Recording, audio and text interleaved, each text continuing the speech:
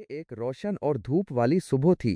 परिंदे चहचहा रहे थे और बच्चे जोशो खरोश से भरपूर अपनी स्कूल की तरफ जा रहे थे। उनमें दानिश भी था, एक मेहरबान दिल और खुश मिजाज लड़का। अपने चेहरे पर मुस्कुराहट और कंधे पर बस्ते के साथ वो अपने बेहतरीन दोस्त के साथ चल रहा था। क्या आज हम ब्रेक में फुटबॉल खेलेंगे? दानिश ने पूछा।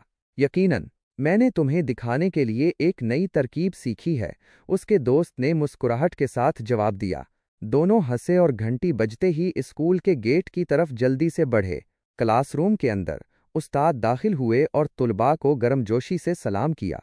सुबह बखैर सबको। आज घर जाने से पहले मैं चाहता हूं कि आप में से हर एक क्लासरूम को साफ करे और एक इखलाकी कॉल भी बताए जिस पर आप यकीन रखते हों। तुलबा ने सर हिलाया। दानिश ने जोश से अपने दोस्त की तरफ देखा। ये मज़ेदार होगा, उसने सरगोशी की। जब ब्रेक का वक्त आया तो तमाम बच्चे खेल के मैदान की तरफ भागे। दानिश और इसका दोस्त अपनी फिट बॉल लाए और दूसरे बच्चों के साथ खेलने लगे। पूरे स्कूल के सहन में हंसी गूंज रही थी। सब मजे कर रहे थे, लेकिन खेल के दौरान दानिश ने जोर से गेंद को कैच किया। गेंद हवा में उड़ी और धड़ाम सीधी क्लासरूम की खिड़की से टकरा गई। हर तरफ शीशे टूट गए। खेल के मैदान पर खामोशी छा गई। बच्चे साकत खड़े रह गए। ओह ओह, दानिश के दोस्त ने सरगोशी की। अब हम मुसीबत में हैं। दानिश का दिल जोर से धड़कने लगा। ये मेरी गलती थी, उसने आहिस्ता से कहा। लेकिन हमें क्या करना चाहिए? इसी वक्त चमकीले परों और दानिशमंद आंखों वाला एक रंगीन तोता चमचू करीबी दरख्त से ओढ़कर नीचे आया। चमचू ने लड़कों की तरफ देखा और कहा, सिर्फ बहादुर ही सच बोलते हैं। दानिश ने गहरा सांस लिया और अपने दोस्त की तरफ देखा। वो ठीक कह रहा है, हमें ईमानदार होना पड़ेगा। जल्द ही उस्ताद आए और टूटी हुई खिड़की देखी। उनका चेहरा संजीदा और मायूस नजर आ रहा था।